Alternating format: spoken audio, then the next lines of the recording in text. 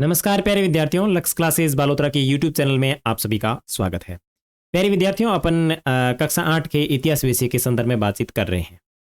देखिए, आज की वीडियो के अंदर अपन कक्षा 8 हिस्ट्री इतिहास के ऑनलाइन टेस्ट की बातचीत करेंगे, जिसमें जो आपका चैप्टर है 5वां, उसके बारे में बातचीत करने वाले हैं। यानी उसके जो प्रश्न हैं, जो टेस्ट के प्रश्न हैं, उनकी बातचीत करेंगे जो आपके बोर्ड एग्जाम के लिए इंपॉर्टेंट होंगे। इसके लिए आपको सबसे पहले इस 5वें चैप्टर को पूरा पढ़ना होगा, और अगर आपने अभी तक नहीं पढ़ा है तो लक्ष्य क्लासेस बालोतरा के यूट्यूब चैनल को सब्सक्राइब करके आप जाइए प्लेलिस्ट में। प्लेलिस्ट में जाने के बाद में आपको आपकी क्लास 8th इतिहास की एक प्लेलिस्ट मिलेगी, उसके ऊपर आपको क्लिक करना है, और उसके ऊपर आप जैसे ही क्लिक करोगे तो आपको क्रमानुसार सारे वीडियो आपके सामने ओपन हो जाएंगे। जो भी आपको वीडियो पढ़ना है उसके ऊपर बिल्कुल थंबनेल बना हुआ है। 5वां पार्ट, चौथा पार्ट, तीसरा पार्ट, ऐसे सारे थंबनेल बने हुए हैं। पहले पार्ट की चर्चा की गई, उसके बाद में अभ्यास प्रश्न के बाद में ऑनलाइन टेस्ट के बाद में टेस्ट का आंसर। ठीक है ना, इस तरीके से पूरी चर्चा की गई है। ठीक है ना, तो आप उनको क्रमानुसार ऐसे देखते हुए चलें। तो आज शुरू करें आपके 5वें पार्ट के टेस्ट।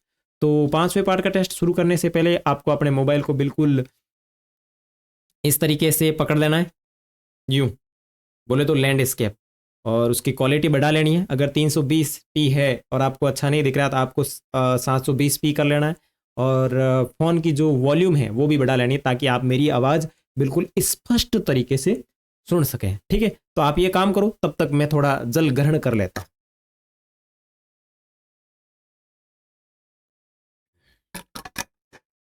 ओके, तो शुरू करें। तो सबसे पहले आप अगर इन प्रश्नों को लिखना चाहें तो लिख सकते हैं, और वैसे ही ये आपकी पूरी होगी ना किताब, उसके बाद में मैं इसकी जो PDF है वो आपको अपलोड करवा दूंगा आपके टेलीग्राम चैनल के ऊपर। तो आप वहाँ टेलीग्राम से डाउनलोड कर लेना, और जब मैं टेलीग्राम पे इसको अपलोड करूँगा ना तो इसके आंसर शीट भी साथ में अपलोड करूँगा, ताकि आप बोर्ड में इन प्रश्नों को अच्छे तरीके से पढ़ सकें या पढ़ कर जा सकें। ठीक है, तो सबसे पहले बहुविकल्पीय प्रश्न है, इनको लिखना है और करना है। तो युवा सिपाही मंगल पांडे को फांसी कब दी गई? रानी लक्ष्मीबाई को कब मारा गया? बहादुर शाह जफर की मृत्यु कब हुई? ठीक है बेटे। उसके बाद में रिक्त स्थानों की पूर्ति करनी है। तात्या टोपे मध्य भारत के जंगलों में रहते हुए, ये ठीक है। मंगल पांडे को बैरकपुर में अपने, ठीक है। रानी लक्ष्मीबाई ने नाना साहेब के सेनापति और उसके बेगम जिन्नत को अक्टूबर 1858 में जेल में भेज दिया। तो ये सारी की सारी बातें आपको देखनी है। उसके बाद में सही या गलत की पहचान करनी है। तो 8 सितंबर और 9 ये डेट देखनी है कि 8 सितंबर 1857 में दिल्ली को दोबारा कब्जे में ले लिया। ब्रिटिश संसद ने 1858 में एक नया कानून पारित किया और ईस्ट इंडिया कंपनी के सारे अधिकार ब्रिटिश साम्राज्य के हाथ में सौंप दिए। क्या बात सत्य है? तो ये आप देख सकते हैं। उसके बाद में अति लघु उत्तरात्मक प्रश्न, सैनिक विद्रोह से क्या तात्पर्य होता? अंतिम मुगल बादशाह कौन थे?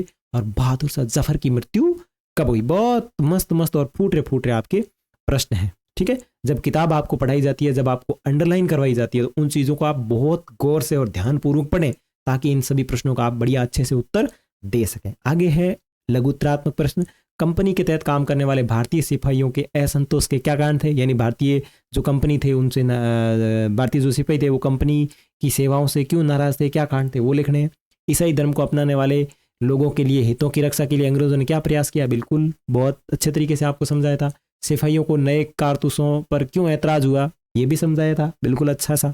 उसके बाद में मई 1857 से पहले भारत में अपनी स्थिति को लेकर अंग्रेज शासकों के आत्मविश्वास के क्या कारण थे? ये भी बताया था अभी अभ्यास प्रश्नों के अंदर। बहादुर शाह जफर द्वारा विद्रोहियों को समर्थन दे देने से जनता और राज परिवारों पर क्या असर पड़ा? ये बात भी आप लिख सकते हैं, जो भी आपको अभ्यास प्रश्नों के अंदर समझाई गई थी।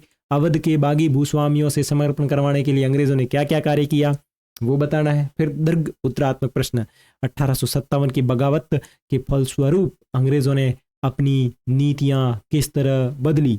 और उसके बाद में लास्ट जो प्रश्न है 20वां, उसका नाम है 1857 के विद्रोह की असफलता के क्या कारण थे? तो यहाँ आपका जो पाठ, जो अभ्यास प्रश्न है 5वें पाठ के समाप्त होते हैं। तो एक बार फिर आप धीरे धीरे इस वीडियो को ओपन करके चला करके आप अभ्यास प्रश्न कर सकते हैं।